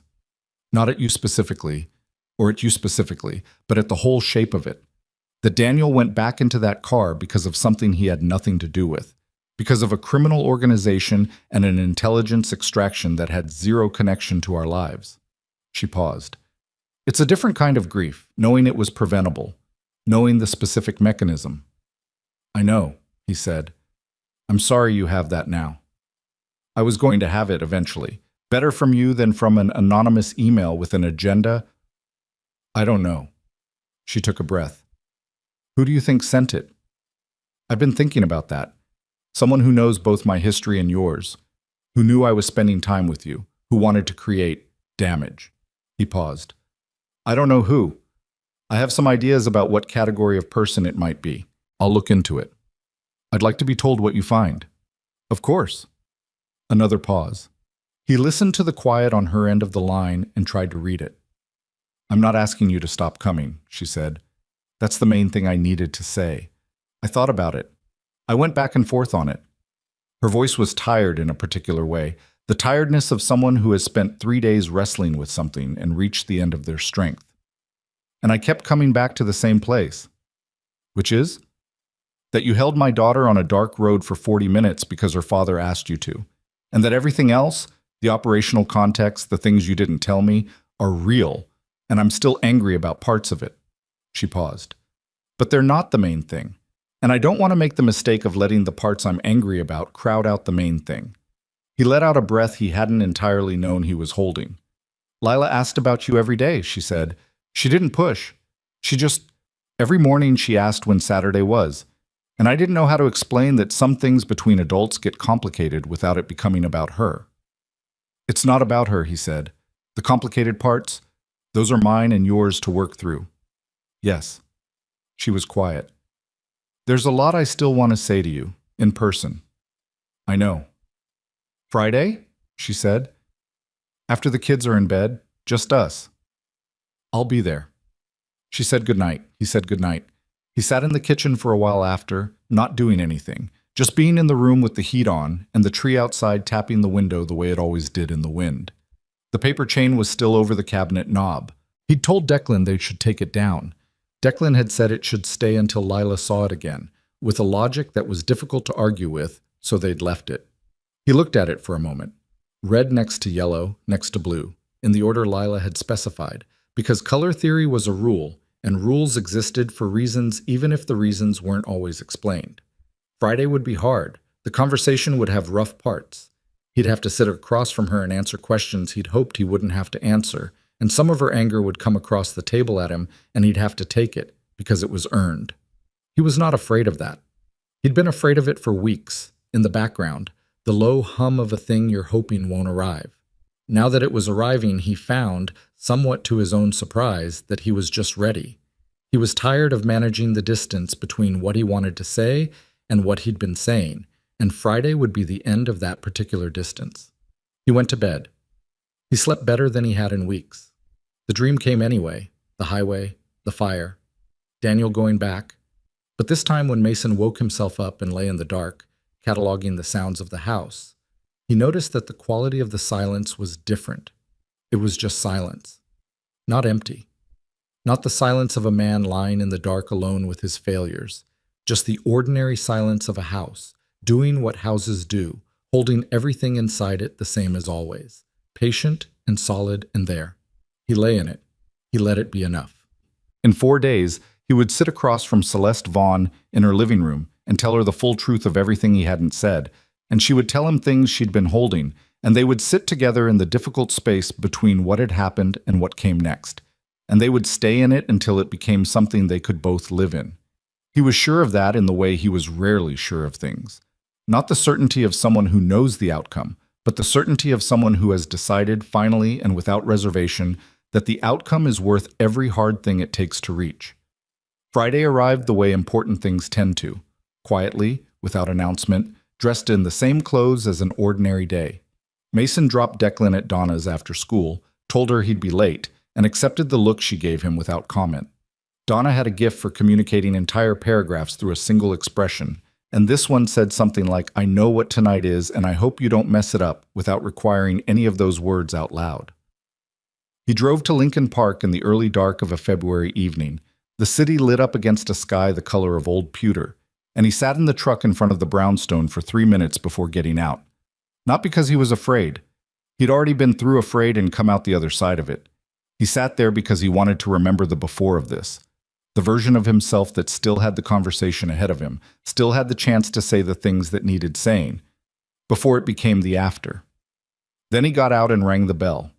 Celeste answered the door herself this time. She was in dark jeans and a loose sweater the color of charcoal, hair down, no event face, no composure armor. She looked like herself, which he'd come to understand was one of the things he valued most about the version of her that existed in this house, away from the board meetings and the galas, the version that drank her coffee standing at the counter and got paint on her sweater sleeve from helping Lila and left library books open face down even though you weren't supposed to. "Kids are down," she said. "Already?" "I may have accelerated bedtime slightly." She stepped back to let him in. Lila negotiated an extra story, and Declan, she calls him on the tablet most evenings now. Did I tell you that? He mentioned it, said she corrects his fractions. She corrects everyone's fractions. Celeste almost smiled. Almost. The weight of the evening was still on her, but it was a different weight than 3 days ago. Not the raw, disoriented anger of someone who'd just had a story rewritten on them, but the weight of someone who had worked through something and arrived at the place where the real conversation could happen. They went to the living room. She'd left the main light off and the floor lamp in the corner on, which gave the room the quality of late evening without being dark. And there was tea on the coffee table that she'd made, and that they both knew Mason wouldn't drink, but that gave her something to do with her hands. He sat on the couch. She sat in the armchair across from him, drew her feet up, wrapped her hands around her mug. They looked at each other across the coffee table. "I want to go first," she said. "Okay." She took a breath. "I've been angry, and I told you that on the phone, and I'm not going to pretend I'm done being angry, because I'm not. I think I'll be angry about parts of this for a long time. The operational context, the classified machinery that put my husband's car on that road. I've been sitting with that, and it's..." She shook her head slightly. "It's a different shape of grief than the one I was carrying before. I don't know yet if it's heavier or just differently heavy." "That's honest," he said. "I want to be honest. That's the thing. These 3 days I kept coming back to that, to the fact that I have spent 2 years surrounded by people who love me being very careful with what they say to me. Renata, my mother, Dr. Pham, they're all careful with me. Measured. They give me information in the dose they think I can handle." She looked at him. "You told me things nobody else would have told me, in the coffee shop, on the phone. The full version, when you could have given me the soft version and I wouldn't have known the difference." "You would have known," he said. "Eventually, yes." She turned the mug in her hands. "You didn't wait for eventually. That's not a small thing to me." He nodded. And then I found out there was more, she said. The operational context, that there was a layer you hadn't given me. She paused. But I've been trying to be fair to myself about this, because I think when we're hurt, we're not always fair. The layer you hadn't given me wasn't yours to give freely. It was classified. It involved other people. It had legal dimensions. I can be angry that you didn't find a way to tell me anyway, and I can also acknowledge that the situation was more complicated than man has information, man withholds information. Both of those things are true. They are, he said. The complication was real. And it was also convenient. I want to own that part. She looked at him for a moment. What do you mean? I mean the reasons I had for not telling you were real, and I leaned on them harder than I needed to because telling you meant sitting in front of Daniel's wife and saying that the night he died was connected to work I was part of. And that was, he stopped, found the words. That was harder than the other version, the version where I was just a stranger on a road who tried to help. You were never just a stranger on a road, she said quietly. I know that now. He leaned forward, elbows on his knees. I'm sorry, Celeste. Not a general sorry. A specific one. You deserve the full picture from the first conversation, legal complications or not. You deserve to make your own decisions about it with complete information. I made that choice for you by not giving it to you, and I was wrong. The room was quiet. She sat with it for a moment, and he could see her receiving it, not letting him off the hook, not dismissing it, actually taking it in the way an apology is supposed to be taken when it's real. Okay, she said. Not, it's fine. Not, don't worry about it. Just, okay. The acknowledgement of someone who has been apologized to genuinely and is deciding to accept it without making it disappear. Okay. He sat back. They were both quiet for a moment. There's something else, he said. She waited. I've been trying to figure out who sent that email. The anonymous one. He looked at the coffee table. I have a former contact, someone I worked with in the years after my retirement, in the private security world. He's been in touch with the right people, and the picture that's coming back is someone who doesn't want me in your orbit. Someone with a reason to want you isolated, or specifically to want you distrustful of people who aren't already in your world. Celeste's expression shifted. The shareholder. His name is Reinhard Bauer, Mason said. He's on the board of one of your companies, Ashford Industrial. Your attorney mentioned him the week before the email arrived, the restructuring proposal you rejected. I rejected it because it would have meant laying off 400 people to increase a margin I don't need to increase. Her voice had gone flat in a different way.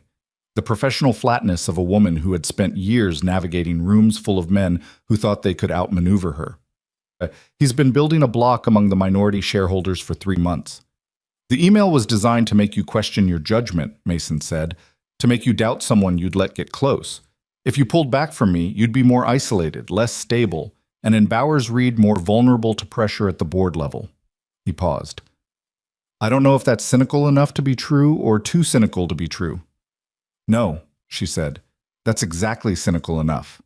She put her mug down. He underestimated me. He did. She looked at Mason steadily. He also underestimated you. Something in him settled. Not the full weight. The full weight was going to take longer. The accountability he carried about Antwerp was not the kind of thing one honest conversation absolved. But something settled. The specific tension of the last 3 days releasing its grip by a degree that mattered. My attorney is already on the shareholder issue, she said. It'll be handled. She said it the way she said most things about her business. Not arrogantly, just with the confidence of someone who had been handling things for a long time and knew the difference between a real problem and a man who thought he could push her. Then she was quiet, and the quiet had a different texture than the silences earlier in the evening, looser, less loaded. Can I say something else? He said. Yes. He looked at her. He'd been working out how to say this for weeks, going back and forth on the phrasing, and he'd finally concluded that there was no version of it that wasn't direct, so it might as well be direct. I don't know exactly when it happened, probably around the time your daughter told me my fingers were the right shape for piano, and I couldn't argue with the logic. He paused. I'm in love with you. I want you to know that before anything else gets decided, because I'm done managing the distance between what's true and what I'm saying. Celeste looked at him. She didn't say anything for a moment, and he sat in the moment without trying to fill it, which was one of the harder things he'd learned in his life. That some silences were working silences, not empty ones, and filling them was just a way of making yourself more comfortable at the expense of the other person. "I know," she said finally. "You know." "I've known for a while." She wasn't smiling, not quite. "I was waiting for you to say it." "How long were you going to wait?" "I hadn't set a deadline." Now the almost smile arrived, and it was a real one, tired around the edges the way real smiles are when they come at the end of a hard week, but real. "I figured eventually you'd get there." He made a sound that was, against all probability given the weight of the evening, an actual laugh, short and surprised. "That's... you could have said something." "It wasn't mine to say first. You had more to work through." She looked at him, and the smile faded into something quieter and more serious. "I'm not in the same place. I want to be clear about that. I'm not..." She paused. "There are things I'm still working through about Daniel, about the grief, about what it means to be in a different place than I was. That's not simple, and it's not finished." "I know. And this is complicated. Our history, the kids, the distance between our lives in the practical sense. I know all of that. I'm not saying it to push you away. I'm saying it because I need you to know that I'm going into this, if we're going into this, with my eyes open. I've done enough not seeing clearly in the last 2 years to last me a long time." "What are you saying?" he asked. Not impatiently, he just wanted to hear her say it. She looked at him across the coffee table, in the warm corner lamplight of her living room, in the house where her daughter had started talking again, and learned the location of Middle C and named her rabbit after an anchor. And she said, "I'm saying I'm not asking you to go anywhere." He nodded, slow, once. "Okay," he said. She reached forward and picked up her mug. He picked up the tea he hadn't touched. They sat in the room together with the evening settling around them. And it was not the resolution of everything. Too many things were still in motion. Too many things were still tender and unfinished. But it was the resolution of enough.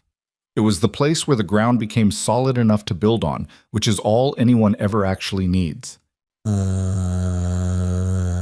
March came in with the specific optimism of Chicago deciding, after months of stubborn winter, that spring might be permitted after all. The temperature crept up in increments. The light came back by degrees, and Lila started second grade with a yellow backpack and a prepared speech for her teacher about octopus cognition that her teacher later described to Celeste as the most thoroughly researched, unsolicited presentation she'd received in 12 years of teaching. She was talking to everyone now. Not all the time. She had her quiet days, the ones where something was sitting on her, and she needed to process it internally before she could share it. And Dr. Pham said that was fine. That was just Lila's nature. Not every personality needs to externalize everything to be healthy. But on the days she talked with the unselfconscious ease of a child who had decided that having things to say was not a liability, but a fact, and that facts were meant to be stated. She'd had one more bad nightmare in February, the third week, and she'd woken Celeste at 2 a.m, and they'd sat together in the kitchen drinking warm milk. Celeste the same as Lila, because it felt wrong to just sit there not drinking anything. And Lila had told her, haltingly, about the dream. The road. The fire. The part she remembered. Celeste had listened without interrupting and without managing her own face too hard, because Lila watched faces and could tell when an adult was performing composure rather than actually sitting with her. "Do you think about Daddy?" Lila had asked. "Every day," Celeste said. "Is that sad?" Celeste thought about it. She gave Lila the honest answer, the one Dr. Pham had been guiding her toward for months, the one that was true without being more than a 7-year-old needed to carry. Sometimes it's sad. Sometimes it just feels like carrying him, like he's still here but in a different way. Lila had thought about this for a moment, both hands around her warm milk mug, anchor tucked under one arm. "Like how he went back," she said. Celeste had gone still. "He went back because that's who he was," Lila said. "Right? You told me that." "Yes." "So that part of him is still here, because it's what he did." She looked up at her mother with the dark eyes that had Daniel's seriousness in them, his way of sitting with a question until he was sure of the answer. "Mason stayed too, on the road. He stayed with me." "He did," Celeste said. "So maybe that's what people are," Lila said, with the particular confidence of a child who has reasoned her way to something and is reporting her findings. What they do when it's hard. That's the part that stays. Celeste had not been able to speak for a moment. She'd pressed her lips together and breathed through it, and then said, "I think you might be right about that." Lila had finished her milk and gone back to bed and slept without waking, and Celeste had sat at the kitchen table for another hour. Not because she was sad, or not only because she was sad, but because her 7-year-old had just told her something true about the nature of people that she was going to spend the rest of her life thinking about. She told Mason about it the next day. He listened without interrupting, and when she finished, he was quiet for a moment. "She's something," he said. "She is." "Declan told me last week that she's his best friend." He shook his head slightly. "He's never said that about anyone. He said it like it was obvious." She said the same thing about him, in those exact words. "He's my best friend." And then she went back to explaining something about shark anatomy. They were at the kitchen table, where they were most of the time now. The paper chain had been replaced. Lila and Declan had made a new one in March, longer, more colors, with a rule system of staggering complexity that Mason had written down on a piece of paper at Lila's insistence so they wouldn't forget it. It looped twice around the cabinet and had been declared permanent. The idea for the foundation came from a conversation that was not, on its surface, about a foundation. It was an April evening, and Mason had mentioned, offhandedly, something he'd been turning over for weeks. A conversation he'd had with the counselor at Declan's school about a boy in Declan's class who'd witnessed a violent incident in his home and had gone quiet in the way Declan had recognized and reported to Mason with the seriousness of a child delivering important intelligence. "He doesn't talk the way he used to, Dad. It's the quiet thing."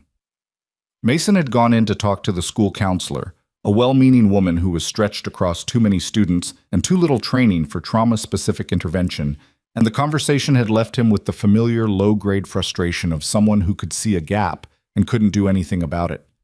"The resources aren't there," he said. "Not in public schools, not in the price range most families can access. The kids who need the most specific help are the ones in systems that can offer them the most general help. That's the gap." Celeste had been listening with the particular quality of attention she had when something was landing on her.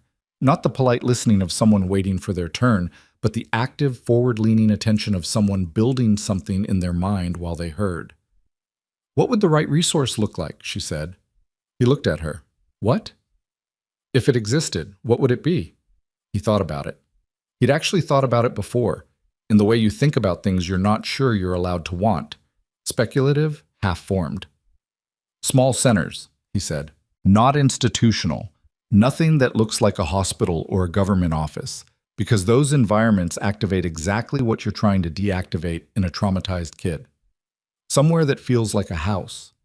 Counselors with actual trauma-specific training, not just general child psychology. And people who've been in the field, first responders, veterans, people who understand what it looks like when the threat is over, but the body doesn't know that yet, to work alongside the clinical staff." Celeste was quiet. "You're doing the thing," he said. "What thing?" "The thing where you're planning something and you haven't decided yet whether to tell me about it." She looked at him. Then she said, "How many centers are we talking about to start?" "Celeste, I'm serious. 3? 5? I'm not asking you for anything. I was just telling you about a kid at Declan's school." "I know you weren't asking." She sat forward. "I've been looking for a way to make something real out of all of this. Daniel's death, Lila's recovery, the thing you did on that road. I've been sitting on money and resources, and I've been waiting to know what to do with them that wasn't just writing a check to an existing organization that already has its own shape." She looked at him with the focused clarity of a woman who had built 7 companies from decisions that looked to other people like risks, but felt to her like certainty. "This is the shape." He sat with it for a moment. "You'd need a clinical director, a real one, someone whose credentials, I know how to build a team. The model I'm describing isn't established. There's no playbook. You'd be building the framework from scratch. I've done that before. And the people you'd need, the ones from the field, they're not easy to find, and they're not always easy to work with. They come with their own stuff." "So do I," she said evenly. "So do you." He looked at her across the kitchen table. This woman who had started a company at 25 with a loan and no safety net and had never once, as far as he could tell, let the scale of something stop her from beginning it. He thought about the boy in Declan's class going quiet. He thought about Lila in a hotel hallway, looking at a fire exit door. He thought about all the children in all the corridors of all the situations he'd moved through in 11 years of service who had nobody sitting down to their level, nobody with a coin and a story, and the specific patience of someone who understood that fear doesn't leave by force. 3 centers, he said.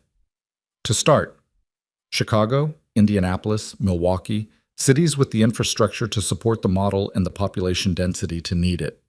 Celeste already had her phone out. I'll call the attorney in the morning. It's 9:30 at night. He's used to it, yeah. The Lighthouse Hope Foundation was officially incorporated in June. Celeste handled the legal structure, the funding architecture, the board composition. 3 independent directors with backgrounds in child psychology, public health, and nonprofit management. And the negotiation for the first property, a former 2-flat in Rogers Park, that a developer had agreed to sell at below market after Celeste had a single conversation with him that Mason was not present for and that she described afterward as straightforward. Mason handled the program model. He spent 3 months talking to trauma specialists, reading research he'd requested from academic contacts through people he knew, and developing the framework for what he kept calling, in his notes, the field clinical bridge, the integration of people with experiential knowledge of trauma and threat environments alongside licensed therapists in a physical space designed to feel nothing like an institution. Dr. Pham consulted. She did it initially as a favor to Celeste and continued because the model was, as she put it, filling a gap she'd been aware of for 15 years and had never had the resources to address herself. They hired a clinical director in August. Her name was Dr. Yolanda Marsh, a 44-year-old child psychologist from Detroit who had spent 12 years working with kids in gun violence aftermath programs and had a reputation, according to everyone Mason spoke to, for being brilliant and non-negotiable on questions of program integrity. She came to the interview having already read everything Mason had written about the model, annotated in the margins in red pen. The field clinical bridge is the right idea, she told them in the first 5 minutes. The implementation is going to be harder than this document suggests. We know, Mason said. The vetting for field staff has to be rigorous. You're going to have people applying who've been through genuinely significant experiences and have done zero processing of it. They'll think they're ready, and they won't be. I know, Mason said. She'd looked at him. Personal experience? Some. Then you know the difference between someone who's integrated what they've been through and someone who's using the work to avoid doing it. Yes. She'd looked at him for another second. Then she'd turned to Celeste. I'm in. The Rogers Park Center opened in November, 14 months after a little girl in a blue dress had looked into a stranger's eyes in a hotel hallway and said, "Did they make it home?" The opening was small. No gala, no press release, just a Friday afternoon with the staff, the board, Celeste and Mason and the kids, and Dr. Pham, who stood in the main room of what had been a 2-flat and was now something else entirely, and said, quietly, to nobody in particular, "This is right." Lila had opinions about the paint colors. She expressed them at length. 2 of them were adopted. She accepted the 3rd loss with the pragmatic grace of someone who understood that advocacy sometimes required compromise. Declan stood in the corner eating a sandwich and watching his best friend instruct an adult about interior design with the fond, resigned expression of someone who had made his peace with this particular dynamic. Mason stood near the window and watched all of it. The kids, Celeste talking to Dr. Marsh near the bookshelf, the afternoon light coming through the new curtains, and felt the particular quality of a moment that you recognize while it's happening as one you'll carry for the rest of your life. Not because it's dramatic, because it's real. Because the thing you couldn't have imagined when you were sitting at your kitchen table at midnight with untouched whiskey and the weight of a highway in Belgium has turned out to be this ordinary, specific, particular thing happening in a Rogers Park living room on a Friday afternoon. Celeste appeared beside him. "How are you?" she said. "Good." He meant it simply, which was something he'd had to relearn, the ability to say good without the qualifier. "Really good." She leaned her shoulder against his, briefly, the way people do when they're standing next to each other and they want to say something without saying anything. He leaned back. Lila's got them reconsidering the paint on the back hallway, she said. I saw. She's not wrong, technically. She usually isn't. They stood together and watched the room. Declan had migrated toward the bookshelf and was explaining something to one of the board members who had made the mistake of asking about his interests. The board member looked slightly stunned, which was the normal response to a full Declan explanation of anything, and Lila was crouched in the corner near the window talking to Dr. Marsh with her hands moving expressively around the words, the way they did when she was excited about something.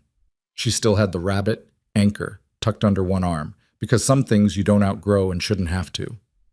She's going to be something, Mason said, not for the first time. He suspected he'd be saying it the rest of his life, watching that kid grow into the person she was already clearly going to be. She already is something, Celeste said. He looked at her.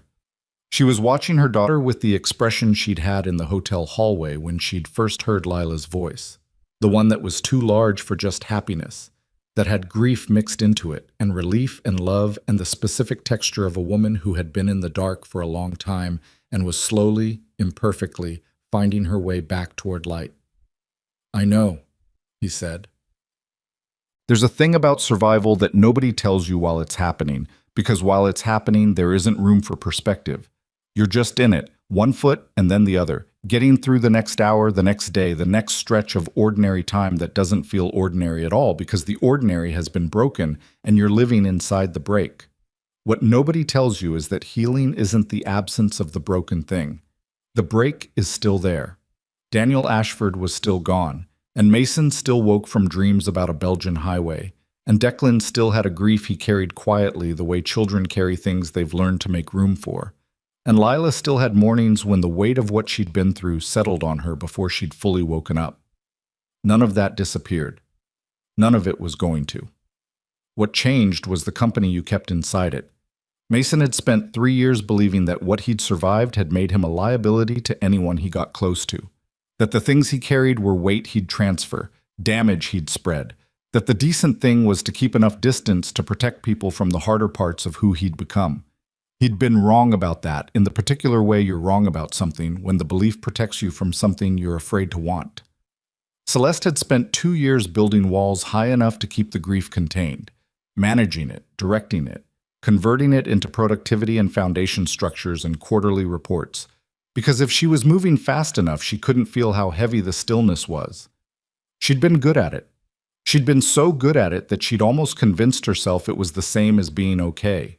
What they'd given each other, which neither of them had been looking for, and neither of them would have asked for, and which had come anyway through a hotel hallway, and a worn coin, and a story about sailors, was the specific permission to stop managing so hard, to be imperfect and still be worth staying for, to have the bad nights and the bad dreams and the difficult mornings and still be, when the morning resolved itself into day, someone who was present and trying and there. That was the thing about the lighthouse, Mason thought, on a December evening driving home from the Rogers Park Center with Declan asleep in the back seat and the city lights moving past the windows. The lighthouse didn't fix the storm. It didn't make the water still or the night short or the ship seaworthy if the ship had been through too much. It just said, here, this direction. The ground is here. You still had to sail the distance yourself. The light just meant you were sailing toward something real. He pulled up in front of the house. Declan stirred in the back seat, the particular animal awareness of a child whose body knows it's close to home. We're here, Mason said. I know, Declan said, the way he always said it, the reflex of a kid who doesn't want to admit he was asleep. He gathered himself, found his backpack, climbed out with the practiced efficiency of a 9-year-old who has done this 1,000 times. Then he stopped on the sidewalk and looked up at his father with Karen's dark eyes and said, out of nowhere, the way kids say the things that matter most, I like who we are now. Mason looked at his son for a moment. Me too, he said. Declan nodded, satisfied, and went inside. Mason stood on the sidewalk in the December cold for a moment, the city doing its city thing around him, indifferent and continuous, and he thought about a little girl who hadn't spoken in 742 days. He thought about a worn coin on a gray carpet. He thought about Celeste in the low light of her living room, saying, "I'm not asking you to go anywhere," with the steady, careful courage of a woman who had earned the right to be afraid of things and was choosing, deliberately, not to be. He thought about Daniel Ashford going back into the fire because he couldn't do nothing, and about how the people we lose don't leave us clean. They leave us changed, and the change is the thing we carry forward, and what we do with the forward is the only part that's ours to write. He went inside. He turned on the kitchen light. He hung up his coat on the hook by the door and started the kettle, and he stood in his kitchen in the ordinary brightness of a Wednesday night and thought, this is it. This is the whole thing, not the dramatic version, not the redemption arc with the swelling music, just this. A kettle, a warm room, a child asleep down the hall, and the specific knowledge that tomorrow he would see the person he loved, and the kid who called his kid her best friend. And the day after that, he would go to Rogers Park and do work that was hard and necessary and real. He'd spent a long time thinking that survival was the goal. Getting through, making it to the other side. He understood now that the other side was just another day. And another day was enough. Another day was, if you paid attention to what was in it, quite a lot. The kettle finished. He made a tea. He actually drank this time, standing at the counter in the quiet, and outside the December wind moved through the street, and the paper chain, the new one, Lila's Rules, permanent, turned slowly on the cabinet hook, and the light was on, and the ground was solid, and he was home.